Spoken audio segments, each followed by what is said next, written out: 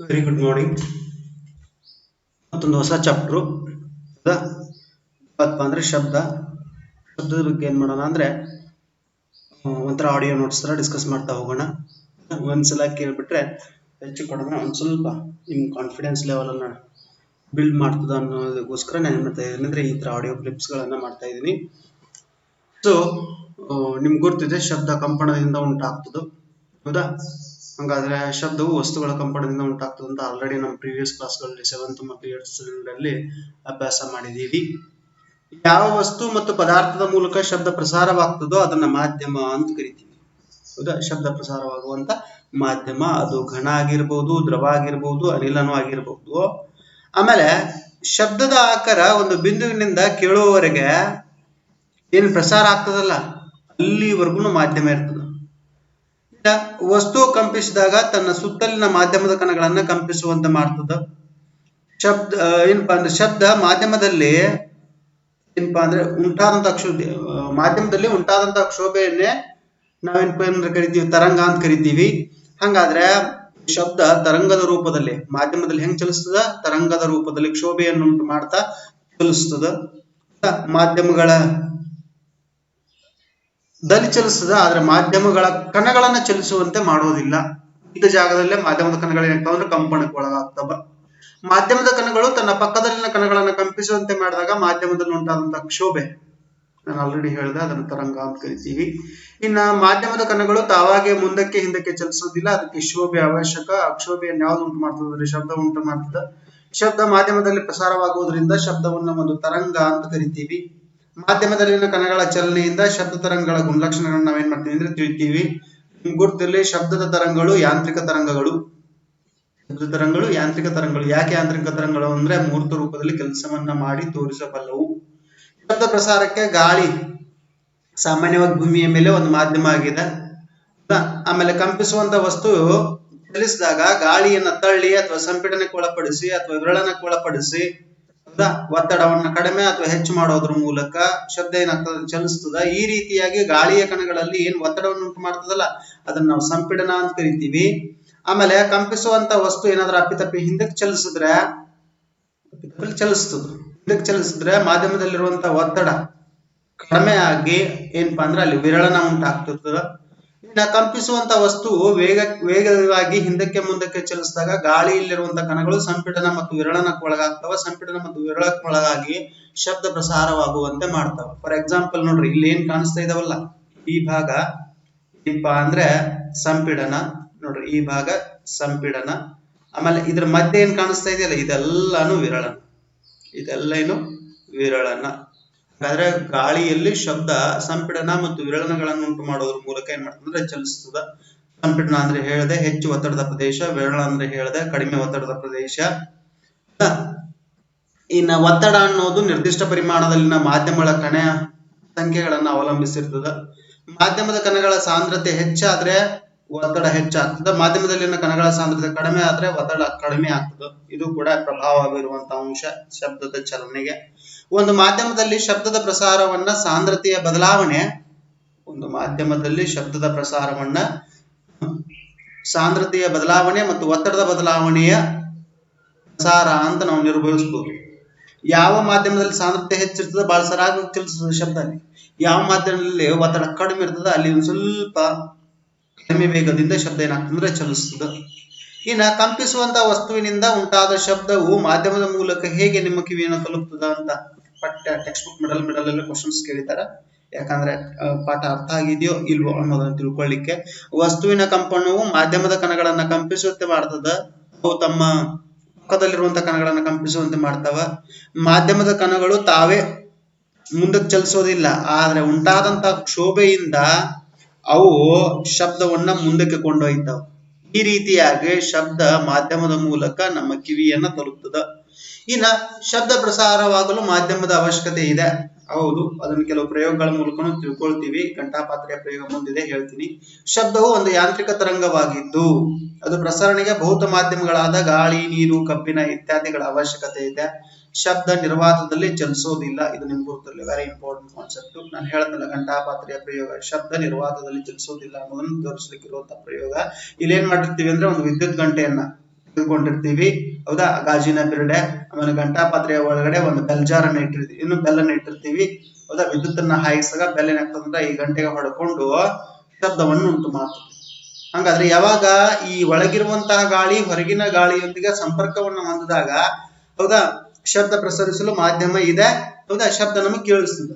ಇದೊಂದು ನಿರ್ವಾತ ರೇಚಕ ಪಂಪ್ ಅಂತ ಬಳಸಿದೀವಿ. ನಿರ್ವಾತ ರೇಚಕ ಪಂಪ್ ಸಹಾಯದಿಂದ ಈ ಗಂಟಾಪಾತ್ರೆಯಲ್ಲಿರುವಂತಹ ಗಾಳಿಯನ್ನ ಹೊರತೆಗಿತೀವಿ. ಹಾಗಾದ್ರೆ ಈ ಒಳಗಿರುವಂತಹ ಮಾಧ್ಯಮ ಹೊರಗಿನ ಮಾಧ್ಯಮಕ್ಕೆ ಸಂಪರ್ಕವನ್ನ ಹೊಂದಿಲ್ಲ. ಕರೆಂಟ್ ಅನ್ನ ಹಾಯಿಸಿದಾಗ ಬೆಲ್ ಹೊಡೆಯೋದು ಕಾಣಿಸುತ್ತೆ, ಆದ್ರೆ ಶಬ್ದ ಕೇಳಿಸೋದಿಲ್ಲ. ಯಾಕಪ್ಪ ಅಂದ್ರೆ ಮಾಧ್ಯಮ, ಆ ಗಂಟಾಪಾತ್ರೆ ಒಳಗಿರುವಂತಹ ಮಾಧ್ಯಮ ನಮ್ಮ ಕಿವಿಯ ಸಂಪರ್ಕ ಹೊಂದಿಲ್ಲ, ಇದೊಂದು ಶಬ್ದ ಪ್ರಸಾರ ಆಗುವುದಿಲ್ಲ. ಅದನ್ನ ಬಹಳ ವಿವರವಾಗಿ ಹೇಳುವ ಅವಶ್ಯಕತೆ ಇಲ್ಲ, ಆದಷ್ಟು ಶಾರ್ಟ್ ಮಾಡಿ. ಇದರಿಂದ ಏನ್ ತೀರ್ಮಾನಕ್ಕೆ ಬರ್ತೀವಪ್ಪ ಅಂದ್ರೆ ನಿರ್ವಾತದಲ್ಲಿ ಶಬ್ದ ಪ್ರಸಾರ ಆಗುವುದಿಲ್ಲ. ನಿಮ್ಮ ಶಾಲಾ ಗಂಟೆಯಿಂದ ಶಬ್ದ ಹೇಗೆ ಉತ್ಪತ್ತಿ ಆಗ್ತದ ವಿವರಿಸಿ. ಇದು ಟೆಕ್ಸ್ಟ್ ಬುಕ್ ಮಿಡಲ್ ಅಲ್ಲಿ ಇರುವಂತಹ ಕ್ವಶನ್. ಶಾಲಾ ಗಂಟೆಯಿಂದ ಶಬ್ದ ಮಾಧ್ಯಮದ ಕಣಗಳನ್ನ ಕಂಪಿಸುವಂತೆ ಮಾಡ್ತದ, ತನ್ನ ಪಕ್ಕದ ಕಣಗಳಿಗೆ ತನ್ನ ವರ್ಗಾಯಿಸ್ತದ. ತನ್ನ ಪಕ್ಕದ ಕಣಗಳು ಏನು ವರ್ಗಾಯಿಸ್ತಿರ್ತಾವಲ್ಲ, ಗಾಳಿಯನ್ನ ಸಂಪೀಡನ ಮತ್ತು ವಿರಳನಕ್ಕೆ ಒಳಪಡಿಸಿ, ಕಂಪಿಸುವಂತ ವಸ್ತು ಹಿಂದಕ್ಕೆ ಚಲಿಸೋದು ಮುಂದಕ್ಕೆ ಚಲಿಸೋದು ಮಾಡ್ತಿರ್ತದ ಗಂಟೆ, ಹೌದಾ. ಆ ಸಂಪೀಡನಗಳು ಮತ್ತು ವಿರಣಗಳು ಗಾಳಿಯಲ್ಲಿ ಚಲಿಸ್ತಾ ಸರಣಿಯೋಪಾದಿಯಲ್ಲಿ ಮಾಧ್ಯಮದ ಕಣಗಳು ಕೇವಲ ಶಕ್ತಿಯನ್ನ ಮಾತ್ರ ವರ್ಗಾಯಿಸ್ಲಿಕ್ಕೆ ಸಹಾಯ ಮಾಡ್ತಾವ, ಹೊರತು ಮಾಧ್ಯಮದ ಕಣಗಳು ಮುಂದಕ್ಕೆ ಹಿಂದಕ್ಕೆ ಏನಾಗೋದಿಲ್ಲ, ಇದು ಮುಂದಕ್ಕೆ ಚಲಿಸೋದಿಲ್ಲ. ಕ್ಷೋಭೆ ಮಾತ್ರ ಮುಂದಕ್ಕೆ ವರ್ಗಾವಣೆ ಆಗ್ತದೆ. ಈ ರೀತಿಯಾಗಿ ಶಬ್ದ ಏನಾಗ್ತದಂದ್ರೆ ನಮ್ಮ ಕಿವಿಯನ್ನ ಬಂದು ತಲುಪ್ತದೆ. ಶಬ್ದದ ತರಂಗಗಳನ್ನ ಯಾಂತ್ರಿಕ ತರಂಗಗಳಂತ ಕರೀಲಿಕ್ಕೆ ಕಾರಣ ಏನು? ಶಬ್ದದ ತರಂಗಗಳು ಮಾಧ್ಯಮದ ಕಣಗಳನ್ನ ಕಂಪಿಸುವಂತೆ ಮಾಡ್ತಾವ, ಆದ್ದರಿಂದ ಶಬ್ದದ ತರಂಗಗಳನ್ನ ಏನ್ ಕರಿತೀವಪ್ಪ ಅಂದ್ರೆ ಯಾಂತ್ರಿಕ ತರಂಗಗಳು. ನೀವು ಮತ್ತು ನಿಮ್ಮ ಸ್ನೇಹಿತ ಇಬ್ರು ಚಂದ್ರನ ಮೇಲಿದ್ದೀರಂತ ಭಾವಿಸ್ರಿ. ನಿಮ್ ಸ್ನೇಹಿತ ಉಂಟು ಮಾಡುವಂತ ಶಬ್ದವನ್ನ ನೀವು ಕೇಳಿಸಬಲ್ಲಿರಾ? ಇಲ್ಲ, ಕೇಳಿಸ್ಲಿಕ್ಕೆ ಸಾಧ್ಯ ಇಲ್ಲ. ಯಾಕಂದ್ರೆ ಚಂದ್ರನ ಮೇಲೆ ನಿರ್ವಾತ ಪ್ರದೇಶ ಇದೆ, ವಾತಾವರಣ ಇರದೇ ಇರೋದ್ರಿಂದ, ಹೌದಾ, ಚಂದ್ರನ ಮೇಲೆ ನಾವು ಒಬ್ರು ಇನ್ನೊಬ್ಬರೊಂದಿಗೆ ಮಾತಾಡ್ಕೊಂಡಾಗ ನಮ್ಗೆ ಶಬ್ದ ಕೇಳಿಸುವುದಿಲ್ಲ. ಯಾಕೆ? ಮಾಧ್ಯಮ ಇಲ್ಲ. ಶಬ್ದದ ತರಂಗಗಳು ನೀಳ ತರಂಗಗಳು. ಯಾಕೆ ಶಬ್ದ ತರಂಗಗಳು ನೀಳ ತರಂಗಗಳು? ಅವು ಸಂಪೀಡನ ಮತ್ತು ವಿರಳಗಳನ್ನು ಉಂಟು ಮಾಡ್ತವೆ. ಎಲ್ಲಿ? ಮಾಧ್ಯಮದಲ್ಲಿ. ಒಂದು ಮಾಧ್ಯಮದಲ್ಲಿ ಶಬ್ದವು ಸಂಪೀಡನ ಮತ್ತು ವಿರಳನ ಸರಣಿಯೊಂದಿಗೆ ಮಾಧ್ಯಮದ ಕಣಗಳ ಕ್ಷೋಭೆಯಿಂದ ಪ್ರಸಾರವಾಗುವ ದಿಕ್ಕಿಗೆ ಸಮಾಂತರ ದಿಕ್ಕಿನಲ್ಲಿ ಚಲಿಸುವಂತ ತರಂಗಗಳನ್ನ ನಾವೇನ್ ಕೇಳ್ತೀವಪ್ಪ ಅಂದ್ರೆ ನೀಳ ತರಂಗಗಳು. ಒಟ್ಟಿನಲ್ಲಿ ಸಿಂಪಲ್ ಆಗಿ ಹೇಳ್ಬೇಕಂದ್ರೆ ಯಾವ ತರಂಗಗಳೇ ಸಂಪೀಡನ ಮತ್ತು ವಿರಳಗಳು ಇರ್ತಾವ, ಮಾಧ್ಯಮದಲ್ಲಿ ಕ್ಷೋಭೆಯನ್ನು ಉಂಟು ಮಾಡ್ತಿರ್ತಾವ, ಅಂತ ತರಂಗಗಳನ್ನ ನಾವು ನೀಳ ತರಂಗಗಳನ್ನು ಕರಿತೀವಿ. ಶಬ್ದ ತರಂಗಗಳು ಮಾಧ್ಯಮದ ಕ್ಷೋಭೆಯು ಪ್ರಸಾರವಾಗುವ ದಿಕ್ಕಿಗೆ ಸಮಾಂತರ ದಿಕ್ಕಿನಲ್ಲಿ ಚಲಿಸ್ತಾವ, ಹೌದಾ. ಕಣಗಳು ಒಂದು ಸ್ಥಳದಿಂದ ಮತ್ತೊಂದು ಸ್ಥಳಕ್ಕೆ ಚಲಿಸೋದಿಲ್ಲ, ಆದ್ರೆ ನಿಶ್ಚಲ ಸ್ಥಿತಿಯಿಂದ ಹಿಂದಕ್ಕೆ ಮುಂದಕ್ಕೆ ಏನಾಗ್ತಾವ ಅಂದ್ರೆ ಆಂದೋಲನಗೊಳ್ತಾವ. ಹೀಗೆ ಶಬ್ದ ಪ್ರಸಾರ ಆಗ್ಲಿಕ್ಕೆ ಸಹಾಯ ಆಗ್ತದ. ಶಬ್ದದ ತರಂಗಗಳನ್ನ ನಾವು ನೀಳ ತರಂಗಗಳು ಅಂತ ಕರಿತೀವಿ. ಬೆಳಕು ಒಂದು ಅಡ್ಡ ತರಂಗವಾಗಿದ್ರು ಬೆಳಕನ್ನು ನಾವು ದ್ವಂದ್ವ ಅಂತ ಕರಿತೀವಿ. ಯಾಕ? ಬೆಳಕು ಅಡ್ಡ ತರಂಗದ ರೂಪದಲ್ಲಿ ಚಲಿಸ್ತದ. ಅಡ್ಡ ತರಂಗಗಳು ಏನಾಗಿರ್ತಾವ ಅಂದ್ರೆ ಕ್ರಸ್ಟ್ ಅಂಡ್ ಟ್ರಫ್ಸ್, ಹುಬ್ಬು ಮತ್ತು ತಗ್ಗುಗಳನ್ನ ಹೊಂದುತ್ತಾ ಚಲಿಸುವಂತಹ ದಿಕ್ಕಿಗೆ ಲಂಬವಾಗಿ ಆರಾತ್ಮ ಸ್ಥಾಯಿಯನ್ನು ಉಂಟು ಮಾಡ್ತಿರ್ತಾವ. ಆದ್ರೆ ನಿಮ್ಗೆ ಗುರ್ತಿರ್ಲಿ, ಬೆಳಕು ಒಂದು ಅಡ್ಡ ತರಂಗ ಹೌದು, ಮಾಧ್ಯಮದ ಕಣ ಅಥವಾ ಮಾಧ್ಯಮದ ಒತ್ತಡ ಅಥವಾ ಸಾಂದ್ರತೆಯ ಯಾವುದೇ ಪ್ರಭಾವಕ್ಕೆ ಬೆಳಕು ಒಳಗಾಗುವುದಿಲ್ಲ. ಅದಕ್ಕೆ ಶಬ್ದದ ತರಂಗ ಯಾಂತ್ರಿಕ ತರಂಗ, ವಸ್ತುಗಳನ್ನ ಕಂಪಿಸುವಂತೆ ಮಾಡ್ತದ. ಆದ್ರೆ ಬೆಳಕು ಯಾವುದೇ ವಸ್ತುವನ್ನ ಕಂಪಿಸುವಂತೆ ಮಾಡೋದಿಲ್ಲ, ಅದಕ್ಕೆ ಯಾಂತ್ರಿಕ ತರಂಗವಲ್ಲ. ಬೆಳಕಿನ ತರಂಗ ಯಾಂತ್ರಿಕ ತರಂಗ ಅಲ್ಲ. ಹಾಗಾದ್ರೆ ಶಬ್ದದ ತರಂಗಗಳ ಗುಣಲಕ್ಷಣಗಳನ್ನ ಅಭ್ಯಾಸ ಮಾಡ್ಬೇಕು. 3 ಇಂಪಾರ್ಟೆಂಟ್ ಗುಣಲಕ್ಷಣಗಳು ಬರ್ತಾವ: ಆವೃತ್ತಿ, ಪಾರ, ಜವ. ಹಾಗಾದ್ರೆ ಏನಪ್ಪಾ ಅಂದ್ರೆ ಒಂದು ಮಾಧ್ಯಮದ ಸಾಂದ್ರತೆ ಮತ್ತು ಒತ್ತಡಗಳು ದತ್ತ ಕಾಲದಲ್ಲಿ ದೂರದೊಂದಿಗೆ ಹೆಚ್ಚು ಕಡಿಮೆ ಸರಾಸರಿ ಸಾಂದ್ರತೆ ಮತ್ತು ಒತ್ತಡಗಳ ಬೆಲೆಗಳಲ್ಲಿ ಬದಲಾಗ್ತಿರ್ತಾವ. ಸಾಂದ್ರತೆ ಮತ್ತು ಒತ್ತಡಗಳು ಹೆಚ್ಚಾಗಿರುವ ಪ್ರದೇಶಗಳೇ ಸಂಪೀಡನಗಳನ್ನು ಕರಿತೀವಿ. ಕಣಗಳು ವಿರಳವಾಗಿದ್ದು ಕಡಿಮೆ ಒತ್ತಡ ಪ್ರದೇಶಗಳೇ ಏನ್ ಕರಿತೀವಿ? ವಿರಳನ ಅಂತ ಕರಿತೀವಿ. ಇನ್ನು ಅಡ್ಡ ತರಂಗಗಳು ನಾವೇನ್ ಮಾಡ್ತೀವಿ ಅಂದ್ರೆ ಶಬ್ದದ ತರಂಗಗಳನ್ನ ಅಡ್ಡ ತರಂಗಗಳನ್ನ ರಚನೆಯನ್ನ ಆಧಾರವಾಗಿಟ್ಕೊಂಡು ಅಭ್ಯಾಸ ಮಾಡ್ತೀವಿ. ಯಾಕಂದ್ರೆ ಅಲ್ಲೇನ್ ಪಾರ ಬರ್ತದ, ತರಂಗ ದೂರ ಅಂತ ಬರ್ತದ, ಅಷ್ಟು ಸಮಂಜಸವಾಗಿ ಸಂಪೀಡನ ಮತ್ತು ವಿರಳಗಳನ್ನ ಆಧಾರವಾಗಿ ಇಟ್ಕೊಂಡು ಅಭ್ಯಾಸ ಮಾಡ್ಲಿಕ್ಕೆ ಸಾಧ್ಯ ಆಗೋದಿಲ್ಲ. ಅದಕ್ಕೆ ಅಡ್ಡ ತರಂಗ ರಚನೆ ಅಡ್ಡ ತರಂಗಗಳನ್ನ ತಗೊಂಡು ಅಭ್ಯಾಸ ಮಾಡ್ತೀವಿ. ಆದ್ರೆ ಶಬ್ದ ತರಂಗಗಳು ಅಡ್ಡ ತರಂಗಗಳಲ್ಲ, ನೀಳ ತರಂಗಗಳು. ಈ ಕನ್ಫ್ಯೂಷನ್ ಬಹಳ ಜನ ವಿದ್ಯಾರ್ಥಿಗಳು ಒಳಗಾಗ್ತಾರ, ಅದಕ್ಕೆ ಒಳಗಾಗ್ತಾರೆ. ಇನ್ನ ಏನಪ್ಪಾ ಅಂದ್ರೆ ತರಂಗದಲ್ಲಿ ಒಂದು ಉಬ್ಬು ಮತ್ತು ತಗ್ಗು ಅಂತ ಇರ್ತದೆ ನೋಡ್ರಿ. ಫಾರ್ ಎಕ್ಸಾಂಪಲ್ ಏನಪ್ಪಾ ಅಂದ್ರೆ ಶಬ್ದದ ತರಂಗ ಈ ದಿಕ್ಕಿಗೆ ಚಲಿಸ್ತಾ ಇದೆ ಅಂದ್ರೆ ಅದೇನ್ ಮಾಡ್ತದಂದ್ರ ಈ ರೀತಿಯಾಗಿ ತರಂಗಗಳನ್ನು ಉಂಟು ಮಾಡ್ತದ. ಆ ತರಂಗಗಳೇನು ಉಂಟಾಗ್ತಾ ಇದಾವಲ್ಲ, ಆ ತರಂಗಗಳು ಉಬ್ಬು ಮತ್ತು ಇವೇನಪ್ಪಾ ಅಂದ್ರೆ ಹೈ ಪಾಯಿಂಟ್ಸ್ ಏನ್ ಕಾಣಿಸ್ತಾ ಇಲ್ಲ, ಇವು ಉಬ್ಬು ಆಮೇಲೆ ಕೆಳಗೆ ಇವು ಪಾಯಿಂಟ್ಸ್ ಏನ್ ಕಾಣಿಸ್ತಾ ಇದಲ್ಲ ಇವು ತಗ್ಗುಗಳು, ಇವೇನು ತಗ್ಗುಗಳು. ಈ ರೀತಿಯಾಗಿ ಶಬ್ದ ಏನಾಗ್ತದ ಅಂದ್ರೆ ಚಲಿಸ್ತದ. ಹೌದಾ, ಇದು ಅಡ್ಡ ತರಂಗದ ರಚನೆ. ಅಭ್ಯಾಸ ಮಾಡ್ಬೇಕಾದ್ರೆ ಅಡ್ಡ ತರಂಗ ತಗೋತೀವಿ, ಆದ್ರೆ ಶಬ್ದದ ತರಂಗಗಳು ಚಲಿಸೋದು ಹೆಂಗೆ? ಸಂಪೀಡನ ಮತ್ತು ವಿರಳನಗಳ ರೂಪದಲ್ಲಿ. ಇದನ್ನ ಅರ್ಥ ಮಾಡ್ಕೋಬೇಕು, ವೆರಿ ಇಂಪಾರ್ಟೆಂಟ್. ಹೌದಾ, ನಿಮ್ಗೆ ಕಾನ್ಸೆಪ್ಟ್ ಕ್ಲಿಯರ್ ಆಯ್ತಂದ್ರೆ ಯಾವುದೇ ಸಮಸ್ಯೆ ಇಲ್ಲ. ಇನ್ನ ಶಬ್ದದ ತರಂಗ ದೂರ, ಯಾಕಂದ್ರೆ ಅದೊಂದು ಲಕ್ಷಣ. ಯಾವುದು? ಶಬ್ದದ ತರಂಗ ದೂರ. ತರಂಗ ದೂರವನ್ನು ಏನ್ ಮಾಡೋಣ ಅಂದ್ರೆ ಅಭ್ಯಾಸ ಮಾಡೋಣ. ತರಂಗ ದೂರ ಏನ್ ಹೇಳ್ತದ? ಹೌದಾ, ಈಗ ನೀಳ ತರಂಗಗಳು ಸಂಪೀಡನ ಮತ್ತು ವಿವರಣೆಗಳನ್ನು ಹೊಂದಿರ್ತಾವ. ಚಲಿಸುವ ದಿಕ್ಕಿಗೆ ಸಮಾಂತರ ರೇಖೆಗಳನ್ನ ಹೊಂದಿರ್ತಾವ ಅಂತ ಹೇಳಿದೆ. ಈ ರೀತಿಯಾಗಿ ಇವು ಸಮಾಂತರ ಇರಲ್ಲ, 1 2 3 ಒಂದಕ್ಕೊಂದು ಸಮಾಂತರ ರೇಖೆ ಹೇಳಿದಲ್ಲ, ಸಮಾಂತರವಾಗಿ ಚಲಿಸ್ತಾವ. ಆದ್ರೆ ಅಡ್ಡ ತರಂಗಗಳ ಹಂಗಲ್ಲ, ಚಲಿಸುವ ದಿಕ್ಕಿಗೆ ಲಂಬವಾಗಿ ಉಬ್ಬು ಮತ್ತು ತಗ್ಗುಗಳನ್ನ ಉಂಟು ಮಾಡ್ತಾವ. ಸ್ವಲ್ಪ ವ್ಯತ್ಯಾಸ ಇದೆ. ಹಂಗಾರೆ ಶಬ್ದದ ತರಂಗ ದೂರ ನಾವು ಅಡ್ಡ ತರಂಗಗಳ ಆಧಾರದ ಮೇಲೆ ತೆಗೆದುಕೊಂಡ್ರೆ ಏನಪ್ಪಾ ಅಂದ್ರೆ ಒಂದು ಉಬ್ಬಿನಿಂದ ಇನ್ನೊಂದು ಉಬ್ಬಿಗೆ, ನೋಡ್ರಿ ಇಲ್ಲಿ ಒಂದು ಉಬ್ಬಿನಿಂದ ಇನ್ನೊಂದು ಉಬ್ಬಿಗೆ ಅಥವಾ ಒಂದು ತಗ್ಗಿನಿಂದ ಇನ್ನೊಂದು ತಗ್ಗಿಗೆ ಇರುವಂತಹ ದೂರವನ್ನ ನಾವು ತರಂಗ ದೂರ ಅಂತ ಕರಿತೀವಿ. ಅದನ್ನ ಲ್ಯಾಂಬ್ಡಾ ಅನ್ನೋ ಸಂಕೇತದಿಂದ ಗುರುತಿಸ್ತೀವಿ. ಅದರ ಏಕಮಾನ ಮೀಟರ್. ಅದರ ಏಕಮಾನ ಯಾವುದು? ಮೀಟರ್. ಹಾಗಾದ್ರೆ ಶಬ್ದದ ತರಂಗಗಳಲ್ಲಿ ತರಂಗ ದೂರ ಅಂದ್ರೆ ಏನು? 2 ಕ್ರಮಾನುಗತ ಸಂಪೀಡನ ಅಥವಾ 2 ಕ್ರಮಾನುಗತ ವಿರಳಗಳ ನಡುವಿನ ದೂರವನ್ನ ನಾವೇನ್ ಕರಿತೀವಿ ಅಂದ್ರೆ ತರಂಗ ದೂರ ಅಂತ ಕರಿತೀವಿ. ಸೇಮ್ ಮತ್ತೆ ಆಸ್ ಇಟ್ ಇಸ್ ಅದನ್ನ ಲ್ಯಾಂಬ್ಡಾ ಅನ್ನೋ ಸಂಕೇತದಿಂದ ಗುರುತಿಸ್ತೀವಿ. ಅಳೆಯುವಂತಹ ತರಂಗ ದೂರದ ಅಂತಾರಾಷ್ಟ್ರೀಯ ಏಕಮಾನ ಯಾವತ್ತಪ್ಪ ಅಂದ್ರೆ ಮೀಟರ್. ಇನ್ನ ಆವೃತ್ತಿಯನ್ನು ಅಭ್ಯಾಸ ಮಾಡೋಣ.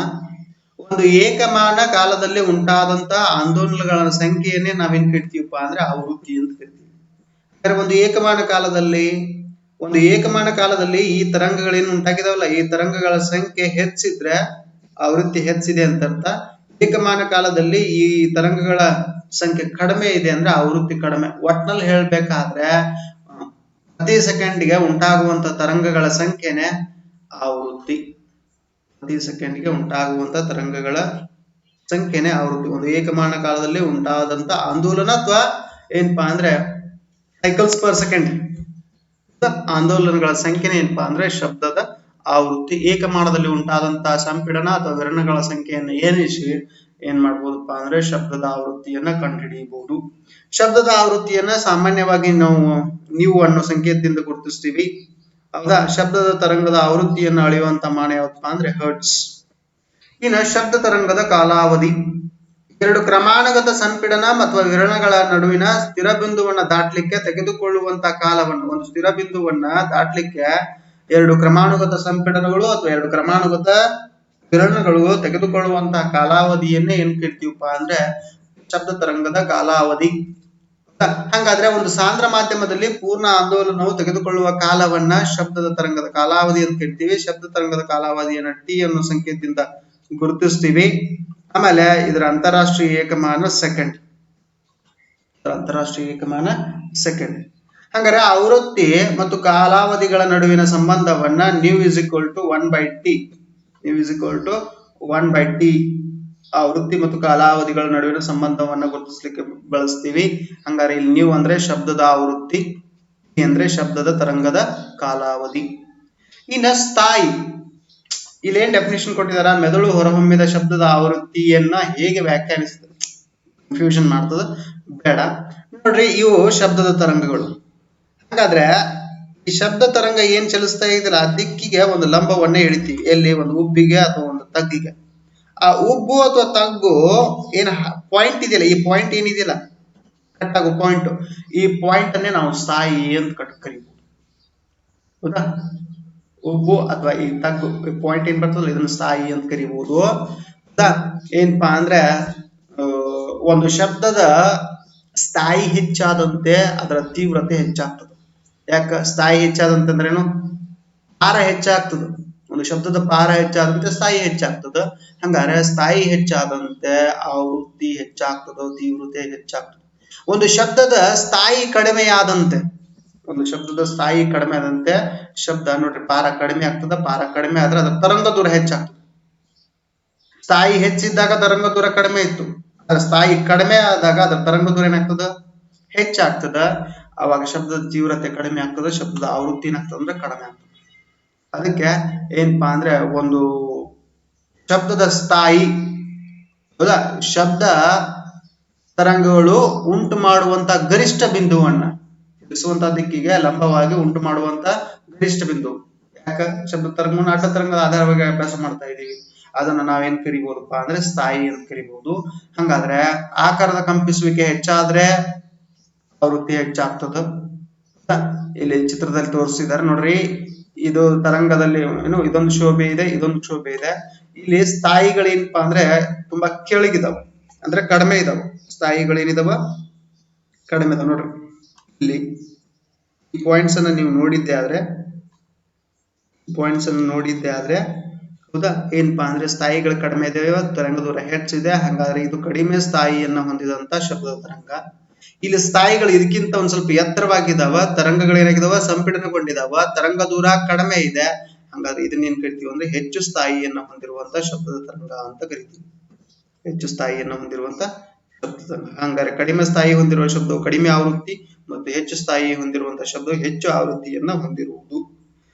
ಈಗ ಶಬ್ದದ ಪಾರ ಮತ್ತು ಸ್ಥಾಯಿ ನಾನೇನ್ ಬಹಳಷ್ಟು ಡಿಫರೆನ್ಸ್ ಮಾಡೋದಿಲ್ಲ. ಒಂದು ಮಾಧ್ಯಮದಲ್ಲಿ ನಿಶ್ಚಲ ಸ್ಥಾನದಿಂದ ಎರಡೂ ಕಡೆ ಉಂಟಾದಂತಹ ಗರಿಷ್ಠ ಪ್ರಮಾಣದ ಕ್ಷೋಭೆಯನ್ನ, ಒಂದು ಮಾಧ್ಯಮದಲ್ಲಿ ನಿಶ್ಚಲ ಸ್ಥಾನದಿಂದ ನಿಶ್ಚಲ ಬಿಂದುವಿನಿಂದ ಈ ಎರಡೂ ಕಡೆ ಅಂದ್ರೆ ಒಂದು ಉಬ್ಬಿನ ಕಡೆನೂ ಒಂದು ತಗ್ಗಿನ ಕಡೆನೂ ಉಂಟಾದಂತ ಗರಿಷ್ಠ ಪ್ರಮಾಣದ ಕ್ಷೋಭೆಯನ್ನ ತರಂಗದ ಪಾರ ಅಂತ ಕರಿತೀವಿ. ಆಂಪ್ಲಿಟ್ಯೂಡ್ ಎ ಅನ್ನೋ ಸಂಕೇತದಿಂದ ಗುರುತಿಸ್ತೀವಿ. ಶಬ್ದಕ್ಕೆ ಸಂಬಂಧಿಸಿದಂತೆ ತರಂಗದ ಪಾರದ ಏಕಮಾನ ಸಾಂದ್ರತೆ ಅಥವಾ ಒತ್ತಡದ ಏಕಮಾನಗಳೇ ಆಗಿರ್ತಾವ. ಸಾಂದ್ರತೆ ಅಥವಾ ಏನೋ ಒತ್ತಡದ ಏಕಮಾನಗಳೇ ಆಗಿರ್ತಾವ. ಹಂಗಾದ್ರೆ ಶಬ್ದದ ತಾರಕತ್ವ ಮತ್ತು ಮೆದುತ್ವ. ಶಬ್ದದ ತಾರಕತ್ವ ಅಥವಾ ಮೆದುತ್ವ ಮೂಲವಾಗಿ ಯಾವುದನ್ನು ಅವಲಂಬಿಸಿದೆ ಅಂದ್ರೆ ಆ ಶಬ್ದದ ಪಾರ ಅಥವಾ ಸ್ಥಾಯಿಯನ್ನು ಅವಲಂಬಿಸಿದೆ. ಒಂದು ಶಬ್ದದ ಪಾರವು ವಸ್ತುವನ್ನ ಕಂಪಿಸುವಂತೆ ಮಾಡುವ ಬಲದ ಮೇಲೆ ಅವಲಂಬಿಸಿದೆ. ಹೌದಾ, ಒಂದು ಮೇಜಿನ ಮೇಲೆ ನಿಧಾನವಾಗಿ ಬಡಿತೀವಿ, ಅದರ ಪಾರ ಕಡಿಮೆ ಇದೆ. ತರಂಗ ದೂರ ಹೆಚ್ಚಿದೆ, ಪಾರ ಕಡಿಮೆ ಇದೆ. ಪ್ರತಿ ಸೆಕೆಂಡ್ಗೆ ಉಂಟಾಗುವಂತ ತರಂಗಗಳ ಸಂಖ್ಯೆ ಕಡಿಮೆ ಆಗ್ತದೆ. ತರಂಗಗಳ ಸಂಖ್ಯೆ ಕಡಿಮೆ ಆದ್ರೆ ಅದು ಮೆದು ಧ್ವನಿ. ಅದೇ ಮೇಜಿನ ಮೇಲೆ ಜೋರಾಗಿ ಬಡಿತೀವಿ, ಅವಾಗ ಏನಪ್ಪಾ ಅಂದ್ರೆ ಶಬ್ದದ ಸ್ಥಾಯಿ ಏನಾಗ್ತದೆ ಹೆಚ್ಚಾಗ್ತದೆ, ಶಬ್ದದ ಪಾರ ಏನಾಗ್ತದೆ ಹೆಚ್ಚಾಗ್ತದೆ. ಶಬ್ದದ ಪಾರ ಹೆಚ್ಚಾದಂತೆ ತರಂಗ ದೂರ ಕಡಿಮೆ ಆಗ್ತದೆ. ತರಂಗ ದೂರ ಕಡಿಮೆ ಆದ್ರೆ ಪ್ರತಿ ಸೆಕೆಂಡ್ಗೆ ಉಂಟಾಗುವಂತ ತರಂಗಗಳ ಸಂಖ್ಯೆ ಹೆಚ್ಚಾಗ್ತದೆ. ತರಂಗಗಳ ಸಂಖ್ಯೆ ಹೆಚ್ಚಾಗ್ತದೆ ಆ ಶಬ್ದ ಗಟ್ಟಿಯಾಗಿ ಕೇಳಿಸ್ತದೆ, ಹೆಚ್ಚಿನ ಶಕ್ತಿಯನ್ನ ಹೊಂದಿರ್ತದೆ, ಬಹಳ ದೂರದವರೆಗೆ ಏನಾಗ್ತದೆ. ಇದು ಏನಪ್ಪಾ ಅಂದ್ರೆ ತಾರಕತ್ವ ಮತ್ತು ಮೆದುತ್ವ. ಹೌದಾ, ಪಾರವನ್ನ ಅವಲಂಬಿಸಿದವ. ಶಬ್ದವು ತರಂಗವು ಆಕಾರದಿಂದ ಪಸರಿಸ್ತದ. ಶಬ್ದವು ಆಕಾರದಿಂದ ದೂರ ಹೋದಂತೆಲ್ಲ ಅದರ ಪಾರ ಮತ್ತು ತಾರಕತ್ವ. ಡಾಪ್ಲರ್ನ ಪರಿಣಾಮದಲ್ಲಿ ನಾವು ಇದನ್ನ ಅಭ್ಯಾಸ ಮಾಡ್ತೀವಿ. ಹೆಂಗ್ ಶಬ್ದ ದೂರ ಚಲಿಸ್ಲಿಕ್ಕೆ ಪ್ರಾರಂಭಿಸ್ತದ ಹಂಗಂಗ ಅದರ ತರಂಗ ದೂರ ಕಡಿಮೆ ಆಗ್ತದ, ಪಾರ ಕಡಿಮೆ ಆಗ್ತದ. ಪಾರ ಕಡಿಮೆ ಇದೆ ಅಂದ್ರೆ ತರಂಗ ದೂರ ಏನಾಗ್ತದ ಹೆಚ್ಚಾಗ್ತದ. ಹಂಗಾದ್ರೆ ಗಟ್ಟಿಯಾದ ಶಬ್ದ ಬಹಳ ದೂರವರೆಗೆ ಚಲಿಸ್ತದೆ, ಅದು ಮೆದುವಾಗ್ಲಿಕ್ಕೆ ಪ್ರಾರಂಭಿಸ್ತದೆ. ಹತ್ರ ಇದ್ರೆ ಅದರ ತಾರಕತ್ವ ಹೆಚ್ಚಿರ್ತದೆ. ಒಂದು ಆವೃತ್ತಿಯುಳ್ಳ ಗಟ್ಟಿ ಧ್ವನಿ ಮತ್ತು ಮೆದು ಧ್ವನಿಯುಳ್ಳ ತರಂಗದ ಆಕಾರ ನೋಡ್ರಿ. ಇದೇನಪ್ಪಾ ಅಂದ್ರೆ ಮೆದು ಧ್ವನಿ, ಪಾರ ಕಡಿಮೆ ಇದೆ, ತರಂಗ ದೂರ ಹೆಚ್ಚಿದೆ, ಇದು ಮೆದು ಧ್ವನಿ. ಇದರ ಪಾರ ಏನಿದೆ ಹೆಚ್ಚಿದೆ, ಆಮೇಲೆ ತರಂಗ ದೂರ ಏನಿದೆ ಕಡಿಮೆ ಇದೆ, ಇದು ತಾರಕತ್ವ ಅಥವಾ ಗಟ್ಟಿ ಧ್ವನಿ ಅಂತ ಹೇಳ್ಬಹುದು. ಹಾಗಾದ್ರೆ ಒಂದು ಸ್ಥಾಯಿ ಮತ್ತು ತಾರಕತ್ವ ಹೊಂದಿರುವ ಒಂದು ಶಬ್ದವನ್ನ ಮತ್ತೊಂದರಿಂದ ಬೇರ್ಪಡಿಸಲು ಶಬ್ದದ ಗುಣಲಕ್ಷಣಗಳಿಂದ ಸಾಧ್ಯ ಆಗ್ತದ. ಹೆಚ್ಚು ಮಧುರವಾದ ಶಬ್ದ ಹೆಚ್ಚು ಗುಣಾತ್ಮಕವಾಗಿರ್ತದ. ಏಕ ಆವೃತ್ತಿಯನ್ನ ಹೊಂದಿದಂತಹ ಶಬ್ದವನ್ನ ನಾದ ಅಂತ ಕರಿತೀವಿ. ಅಲ್ಲಿ ಆವೃತ್ತಿಯಲ್ಲಿ ಯಾವುದೇ ಬದಲಾವಣೆಗಳು ಇರೋದಿಲ್ಲ. ಹೌದಾ, ಹೆಚ್ಚು ಆವೃತ್ತಿಗಳೊಂದಿಗೆ ಸಂಯೋಜಿಸಿ ಉಂಟು ಮಾಡಿದಂತ ಶಬ್ದವನ್ನ ಸ್ವರ ಅಂತ ಕರಿತೀವಿ. ಸ್ವರ ಆಲಿಸ್ಲಿಕ್ಕೆ ಹಿತಕರ ಅನಿಸ್ತದ. ಆಮೇಲೆ ಸ್ಥಾಯಿ ಅಥವಾ ಆವೃತ್ತಿಗಳು ಬಹಳ ವೇಗವಾಗಿ ಹೆಚ್ಚು ಕಡಿಮೆ ಬದಲಾಗ್ತಾ ಇದ್ರೆ ಅದನ್ನೇ ನಾವು ಗದ್ದಲ ಅಂತ ಕರಿತೀವಿ.